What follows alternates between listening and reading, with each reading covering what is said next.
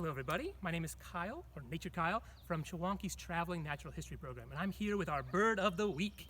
We are talking all about place for week 1, and this bird exemplifies place. It's a place-based, overwintering little survivor, and it is a chickadee. Chickadee are a pretty small bird, even though the picture is quite large. They're actually about half a banana in size, pretty dinky. And they're flying around with some distinctive marks that can really help you identify them, even when they're in flight and when they're stopped in a little tree.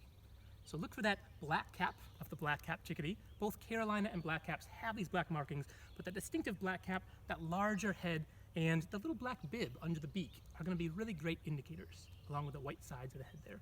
They can have a creamy or yellowy tan belly in here, and under the wings especially, sometimes you'll see that a little bit darker, but they're mostly white and gray with that distinctive black cap.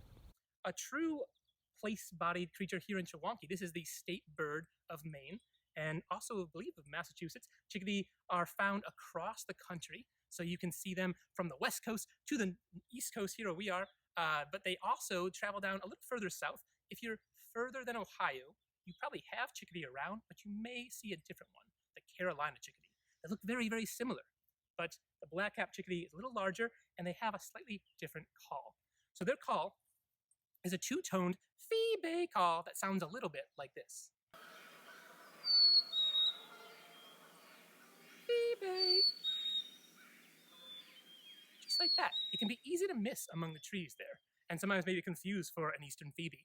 But they don't get the name fee-bay or phoebe. They're called chickadees because of their alarm call. They're actually working together to sound off an alarm to ward themselves from other predators. So if you hear a chickadee-dee-dee-dee-dee-dee or a chickadee, that's where the chickadee name comes from, and it sounds a little like this.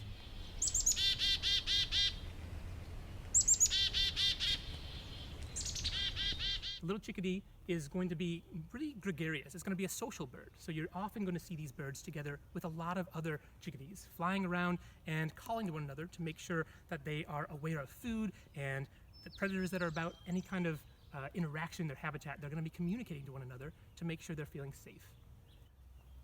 Chickadees are going to be nest builders like many birds, but they're not going to have a very flashy nest. It's usually going to be very hard to spot these nests out in the trees.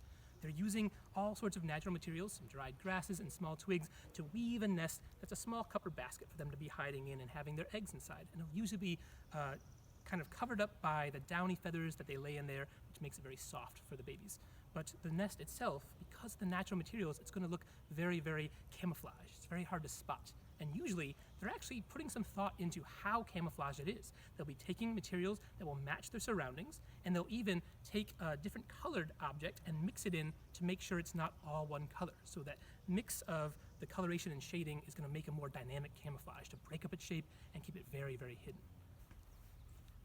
Chickadees are amazing little birds. They're hardy survivors, and they're overwintering, so you can see them all year round. So go on out, look in your backyards, out your window. You can probably see these small survivors no matter where you are in the country. Black caps are up north, and your Carolina chickadees are a little bit down south. And until next time, go out and bird, see the world, stay kind and curious, and have a great day.